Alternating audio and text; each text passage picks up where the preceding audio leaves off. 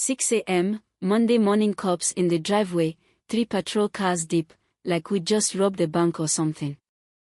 And standing there next to them, Cordelia Blackthorne, HOA president, clipboard in one hand, smug look in the other, yelling about illegal construction and unauthorized livestock bans. Said we were occupying public land. On my grandfather's ranch. A ranch that's been here longer than any of those houses. And probably longer than her entire family tree. Now, Cordelia. She's the kind of woman who looks like she was born wearing a pantsuit and filing lawsuits. Hair pulled so tight I swear she blinked sideways. She walked up like she was about to personally deliver justice and a cease and desist. Except, and this is where it gets good, she had no clue who she was messing with. See, that old man she was accusing of being some kind of zoning criminal. Yeah, that's Grandpa Mark. 82 years old, still up every day at 5 a.m., still irons his khakis, still sharp enough to scare a hawk off a fence post just by looking at it. To most folks, he's just a rancher. Quiet. Polite. Keeps to himself. But to the people who matter.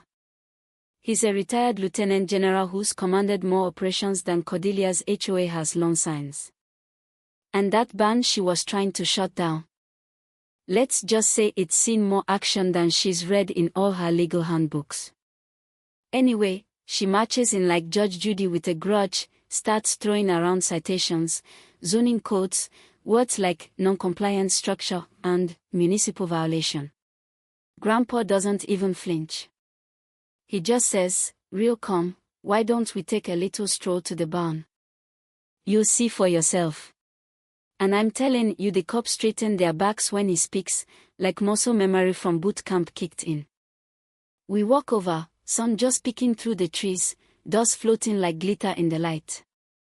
Grandpa pulls out this old brass key, same one he's had for decades, unlocks the door, and lets her march right into a piece of American history. And there, pinned to the wall, yellowed from age but still clear as day, was a building permit dated 1924. Signed, sealed, legitimate. Cordelia went pale like someone just told her Starbucks was closing. This can't be valid anymore, she muttered, voice cracking. But it was. That permit predated the HOA, the town boundaries, even some of the zoning laws she was clinging to. It was a legal nuke and she knew it. But here's the thing with people like Cordelia, they don't retreat. They reload. She looked Grandpa in the eye and said, "This isn't over. It's just beginning." Yeah. It was. Next thing we know, anonymous newsletters start popping up in people's mailboxes. Health concerns. Environmental hazards. Grainy photos of our chickens. A whole paragraph about how our unsanitary conditions might attract disease. All unsigned, but you could smell the Cordelia all over it. Then came the visits, zoning inspectors, fire marshals, you name it, all popping up with clipboards and bad attitudes. Thing is, none of this was random. Cordelia wasn't just some power-drunk neighborhood dictator. She was working with a company called Meridian Development, a real estate group that makes its money turning ranches into resorts and homesteads into high-rises. And we were sitting on prime land. Flat, scenic, historical, perfect for a luxury spa called something like Rustic Sunrise, where rich folks sip kombucha on porches that used to be haylofts. But what she didn't know, what nobody knew, was that Grandpa hadn't been sitting either. That storage room in the back of the barn. The one we always thought was for feed and rusty tools. It was full of files. Government files. Commendations. Maps. Surveillance photos. Turns out, this ranch had once been part of a Cold War comms network. Hidden military infrastructure right under Willow Creek's nose. And Grandpa. He hadn't just been sweeping the porch. He'd been feeding intel to federal agencies, tracking Meridian's real estate laundering operation for months. They weren't just buying land, they were washing millions through shell companies and offshore accounts, aided by politicians like Senator Vance, who, surprise surprise, was also backing the Willow Creek expansion plan. We were the wrong family to push. Then came the twist. Mrs. Fitzgerald, our 78-year-old neighbor who spends more time at her window than in her kitchen, shows up one afternoon, waving one of those newsletters. "You see this garbage," she says. "Somebody thinks your chickens are a biohazard. I've been across from you for 40 years, only thing I've seen them do is peck my tulips." She wasn't the only one. More neighbors started speaking up. Turns out, folks weren't buying the HOA horror story. They remembered when Grandpa helped rebuild fences after the '02 fire. When he lent his generator during that ice storm. When he hand-delivered eggs and wood to anyone who needed it. Meanwhile, Grandpa made a few phone calls to people whose numbers aren't listed anywhere you'd find. Next thing I know, there's a quiet stream of men and women pulling up the driveway in unmarked cars. Retired military, former federal agents, even a guy who used to run cyber defense for the state.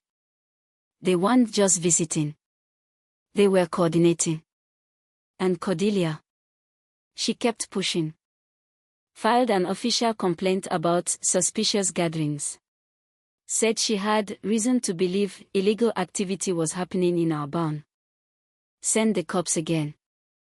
But this time, the officers were met at the gate by a federal judge, 3 retired colonels, and a letter signed by the Department of Homeland Security declaring our ranch a site of historical and national security significance. Game. Set. Match. Still, she didn't stop. We later found out she made a desperate call to Senator Vance, saying, "We have a problem. The old man's not who we thought. He's got people. Real people." But by then, it was too late. That call was monitored. Everything was. Within a week, federal raids hit Meridian's offices in 3 states. Evidence seized. Arrest made. Senator Vance was booked on charges including racketeering and conspiracy. Cordelia. She flipped. Fast. Turns out, her debts were deep gambling, sick family, all of it. Meridian bought her loyalty, then used her as a pawn. She gave full testimony in exchange for a lighter sentence. And the ranch declared a federal heritage site immune from any HOA nonsense. We held a public ceremony, veterans and neighbors gathered under the barn rafters.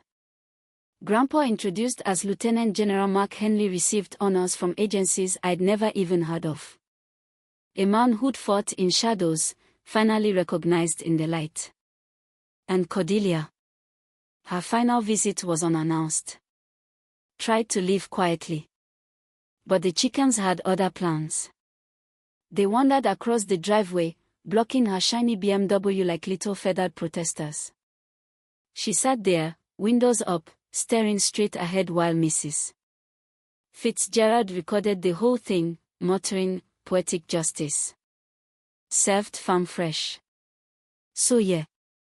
What started as a zoning complaint turned into a takedown of an international laundering ring, a lesson in underestimating your elders, and one hell of a story. But here's where I leave you, where the story opens back up. Do you think we went too far? Was it justice? Or revenge? What would you do if someone came for your family's land with a smile and a clipboard? Drop your thoughts in the comments. Let's talk about where community ends and control begins, and whether standing your ground still means something in the world we are living in today.